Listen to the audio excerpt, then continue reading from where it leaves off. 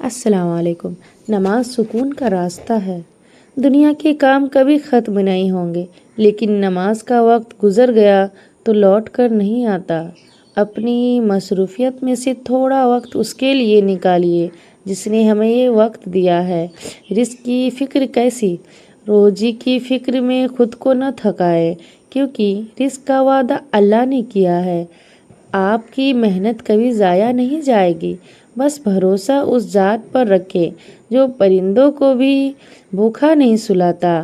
نصیب اور یقین، جو آپ کے نصیب میں لکھا ہے وہ پہاڑ چیر کر بھی آپ تک پہنچے گا، اور جو آپ کے حق میں نہیں اسے پوری دنیا ملا کر بھی آپ تک نہیں پہنچا سکتی۔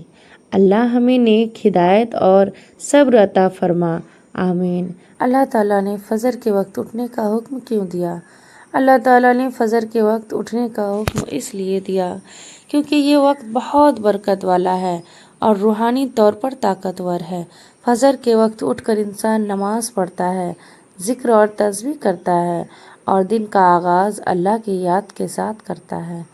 اس سے دل و دماغ تازہ رہتا ہے اور دن بھر کے کاموں میں کامیابی اور سکون حاصل ہوتا ہے۔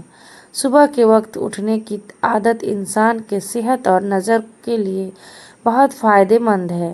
اچھی بات پھیلانا بھی صدقہ جاریہ ہے۔ روح کے نکلنے کے وقت نظر کا اٹھ جانا۔ حضرت ابو ہریرہ رضی اللہ عنہ سے روایت ہے کہ رسول صلی اللہ علیہ وسلم نے فرمایا، کیا تم انسان کو نہیں دیکھتے کہ جب وہ فوت ہو جاتا ہے تو اس کی نظر اوپر اٹھ جاتی ہے؟ لوگوں نے عرض کیا، کیوں نہیں؟ آپ صلی اللہ علیہ وسلم نے فرمایا، یہ اس وقت ہوتا ہے جب اس کی نظر اپنی روح کا پیچھا کرتی ہے کہ مرنے کے وقت انسان کی آنکھیں اوپر کی طرف اس لیے اٹھ جاتی ہے کیونکہ اس کی روح جسم سے نکل کر اوپر کی طرف جاتی ہے اور نظر کا پیچھا کرتی ہے۔ یہ موت کے وقت پیش آنے والے ایک حقیقی منظر کی وضاحت ہے جو ہمیشہ آخرت کی یاد دلاتا ہے اور اس بات کی طرف توجہ دلاتا ہے کہ انسان کی اصلی زندگی موت کے بعد شروع ہو جاتی ہے۔ ایک لڑکا ہر وقت کہتا تھا، میں برا نہیں ہوں، بس نماز نہیں پڑھتا۔ وہ سب کی مدد کرتا تھا، سب کی عزت بھی کرتا تھا، مگر نماز ادا کرنے سے ہی کتراتا تھا۔ کبھی کہتا تھا ابھی نہیں، بعد میں پڑھوں گا۔ ایک دن اس کے والدین نے پوچھا، بیٹا اگر تم اپنے بہترین دوست کو نظر انداز کرتے ہو تو کیا ہوگا؟ وہ تم سے ناراض نہیں ہوگا؟ لڑکے نے کہا، ہاں ضرور ہوگا۔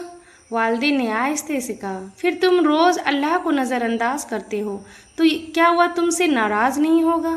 یہ بات سن کر لڑکے کے دل پر گہرا اثر ہوا۔ اسی رات اس نے پہلی بار نماز پڑھی اور سجدے میں گر کر رو پڑا۔ سبحان اللہ! نماز فرض ہے، اختیار نہیں۔ اللہ کی پکار کو بعد میں مت کہو۔ رسول صلی اللہ علیہ وسلم نے فرمایا، تم میں سے کوئی شخص نماز کے بعد اپنی جگہ پر بیٹھا رہے تو فرشتے اس وقت تک اس کے لیے مغفرت کی دعا کرتے رہتے ہیں جب تک کہ اس کا وضو نہ ٹوٹ جائے۔ فرشتے یہ دعا دیتے ہیں، اے اللہ تو اس بندے کو معاف کر دے، اے اللہ اس بندے پر رحم فرما۔ نماز جنت کی چابی ہے۔ نماز انسان کو برائیوں سے دور رکھتی ہے۔ جو شخص دل سے نماز پڑھتا ہے اسے سکون ملتا ہے۔ اللہ کے نزدیک سب سے محبوب عمل نماز ہے۔ دن کی 5 نمازیں گناہوں کو مٹا دیتی ہے۔